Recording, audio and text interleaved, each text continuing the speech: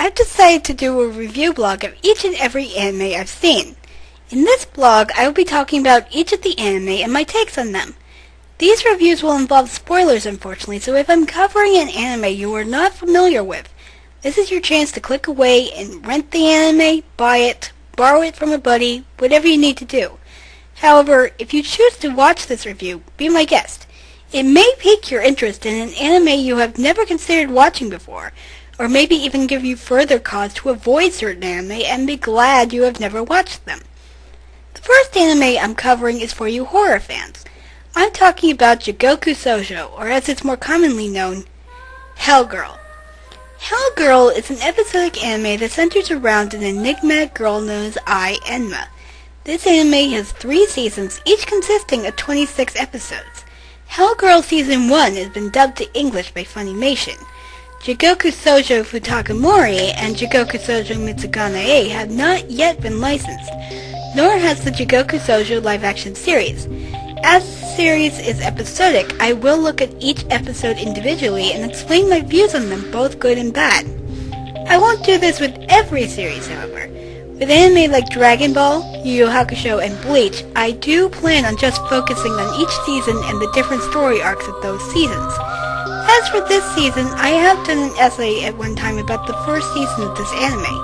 However, many of the people who read it just give comments about how I didn't know what I was talking about.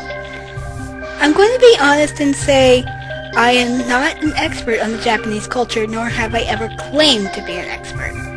But everything in this review is my opinion, so if you don't agree with my opinions, please write your own review.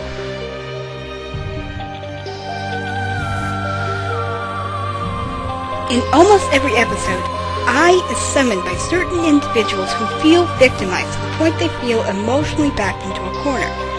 When that happens, they are able to access a website known as Hell Correspondence, which only appears at the stroke of midnight. When I is summoned, she gives the victimized person one of her servants in the form of a straw totem doll, and tells them that if they want revenge, they must pull the scarlet thread from the doll's neck. However, there is a price for vengeance. So when vengeance is achieved, the person who had sought vengeance is branded with the mark of a black flame, which will serve as a constant reminder that they will be taken to hell when they pass on naturally. When the thread is pulled, the tormentors themselves are pulled into a little personal hell where they are tormented in a way that is reminiscent or in some way related to their crime. This is used as a way of getting them to see exactly what they have been doing to people in order to get them to feel some sense of remorse before they die.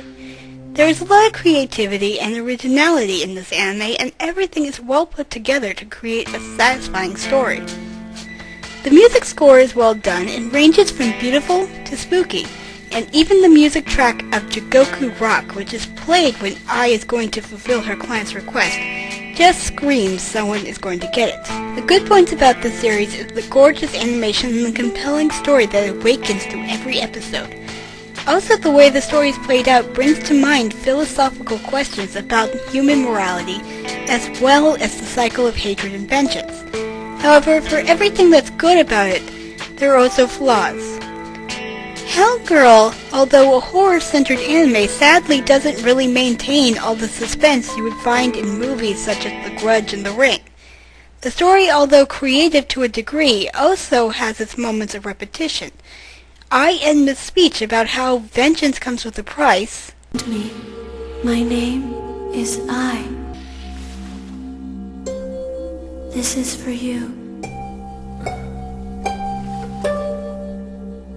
If you truly wish revenge, untie the scarlet thread from his neck. Pulling the thread binds you into a covenant with me. I will ferry the soul of your tormentor straight into the depths of hell. However, once vengeance has been served, you will have to deliver on your end of the bargain. There always has to be a price. When you die, your soul will also belong to hell. But not until you die, of course. Enter incantation where she's dragging someone to the depths of hell. O pitiful shadow lost in the darkness, bringing torment and pain to others. O damned soul wallowing in your sin. it is time to die. Do become repetitious after 4 or 5 episodes. Also, quite a few of the situations I is summoned for were reasons that were really quite petty and not really something to send someone to hell over. In fact, there were at least 2 victims that I felt little to no sympathy for. However, with these flaws, it is still a series that is worth checking out.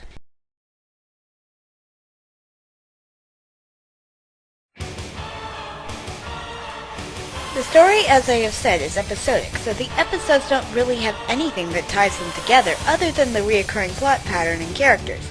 The stories largely follow Ai and her 3 servants, Yudo, Moku, and Honeyana. Ai is, of course, the title character of the story. For much of the first season, very little is known about her character. As the story progresses, the viewers are informed that she has existed for over 400 years, even though she appears no older than 12 or 13 years old. At one point of her existence, she had been a normal girl.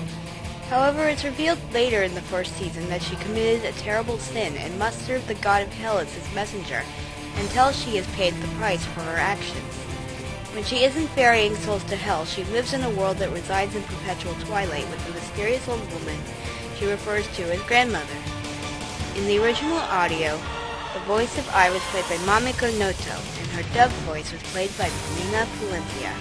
Of Ai Enma's 3 servants, Yudo is the more prominent one, as he is the one who is most often given to Ai's clients as a doll made of black straw.